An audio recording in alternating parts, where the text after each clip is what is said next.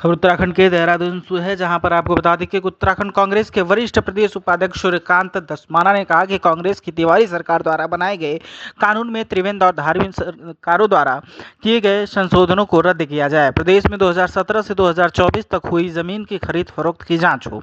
प्रदेश सरकार भू कानून पर श्वेत पत्र जारी करे, साथ ही राजधानी और प्रदेश में सांप्रदायिक सौहार्द बिगाड़ने वालों के खिलाफ सख्त कार्रवाई होनी चाहिए। उन्होंने कहा कि शहर के जिम्मेदार लोगों का अराजक तत्वों के साथ जुलूस निकालना शर्मनाक है। प्रदेश कांग्रेस मुख्यालय में पत्रकारों से बातचीत में धस्माना ने कहा कि उत्तराखंड में सख्त भू कानून लाने की मुख्यमंत्री पुष्कर सिंह धामी की घोषणा एक शिगुफा है। उन्होंने मुख्यमंत्री से सवाल किया कि पहले उनको ये बताना चाहिए कि उत्तराखंड राज्य में पहले से विद्यमान भू कानून, जिसे नारायण दत्त तिवारी की सरकार ने 2003 में उत्तर प्रदेश जमींदारी विनाश एवं भूमि प्रबंधन कानून 1950 की धारा 154 को संशोधित करते हुए बनाया था, उसे नष्ट भ्रष्ट किसने किया। सूर्यकांत धस्माना ने कहा कि राज्य की पहली निर्वाचित सरकार के मुख्यमंत्री एनडी तिवारी ने 2003 में उत्तर प्रदेश जमींदारी विनाश एवं भूमि अधिनियम के तहत जो लागू किया था, उसमें महज 500 वर्ग मीटर भूमि खरीदा जा सकता था। इसमें प्रावधान था कि अगर कोई निवेश की दृष्टि से राज्य में उद्योग लगाने या चिकित्सा स्वास्थ्य के क्षेत्र में भूमि क्रय करना चाहे, तो इस शर्त के साथ जिस प्रयोजन के लिए वो भूमि खरीदेगा, उस प्रयोजन के अतिरिक्त अगर वो भूमि किसी और प्रयोजन में इस्तेमाल की गई तो राज्य सरकार में निहित होगी। और क्या कुछ कहा है, आइए आपको सीधे सुनवाते हैं।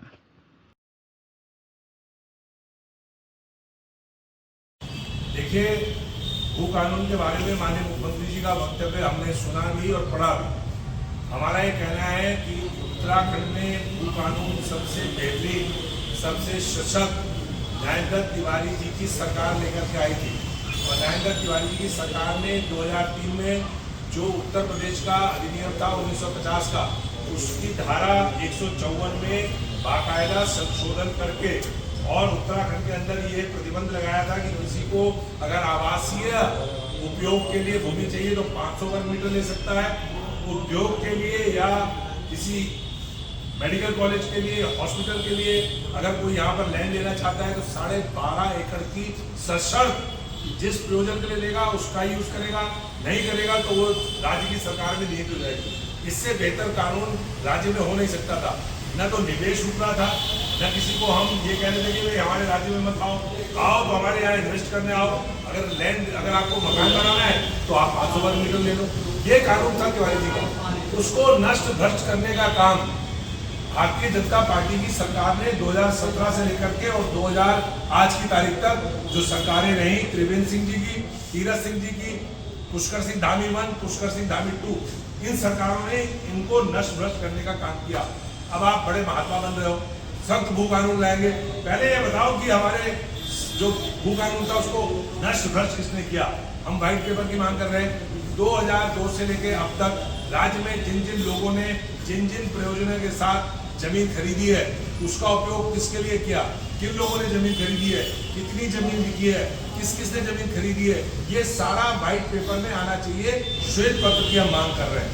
राज्य में हमारा ये आरोप है, भारतीय जनता पार्टी केवल भावनात्मक कार्ड खेलना जानती है और इस मामले में, भू कानून के मामले में अगर किसी ने अपराध किया है तो भारतीय जनता पार्टी ने देखा है, पूरे राज्य के लोगों ने देखा है। वो वीडियो सारे सोशल मीडिया में वायरल है जो पत्थरबाजी की है रेलवे स्टेशन में। हमारा ये कहना है किसी का पक्ष नहीं ले रहे। जिसने भी पत्थरबाजी करी, जिसने भी दंगा भड़काने की कोशिश करी, उन लोगों के खिलाफ कार्रवाई होनी चाहिए। लेकिन ये कौन लोग थे? ये पुलिस खुफिया एजेंसी कहाँ चली गई थी? ये लोग किस जगह, मैं ये पूछ रहा हूँ, कहाँ की LIU, कहाँ की इंटेलिजेंस एजेंसी, कहाँ के मोटरसाइकिल में घूमने वाले हमारे बड़े बड़े अधिकारी? क्या उनको पता नहीं लगा रेलवे स्टेशन में क्या हो रहा है? रेलवे स्टेशन में जो हुआ वो बहुत बड़ी चूक है इंटेलिजेंस एजेंसी।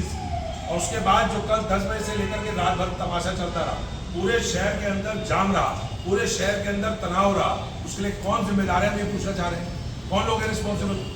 ये शहर को आग में झोंकने की तैयारी है।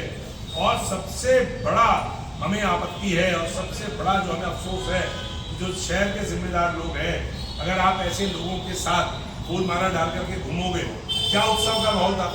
क्या ऐसा कोई बहुत बड़ा काम हो गया था, क्रांति हो गई थी? कौन सा ऐसा महंगाई के खिलाफ, बेरोजगारी के खिलाफ, महिलाओं के अपराध के खिलाफ आंदोलन था जो आप फूल माला डाल करके जुलूस में उन लोगों के साथ घूम रहे हैं जिनके सोशल मीडिया में सारे वीडियोज वायरल हैं पत्थरबाजी करते हुए, गालियां देते हुए?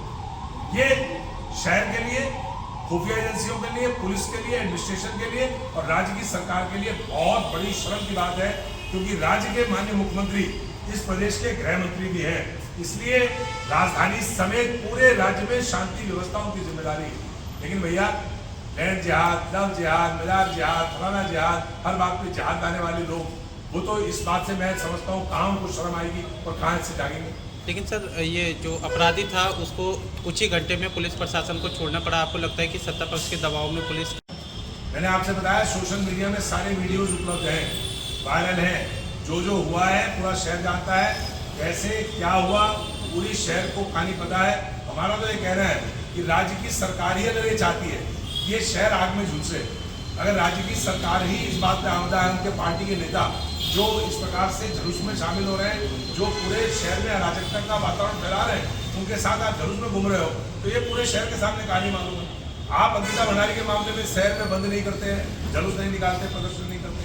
आप पूरे राज्य के अंदर महिलाओं के खिलाफ इतने अपराध हो रहे हैं, उस पर आप सड़क पे नहीं उतरते। आप शहर के गड्ढे, शहर स्मार्ट सिटी के नाम पर जो लूट लिया गया, इतने बड़े घोटाले हो गए, उस पर आप जुलूस प्रदर्शन नहीं करते।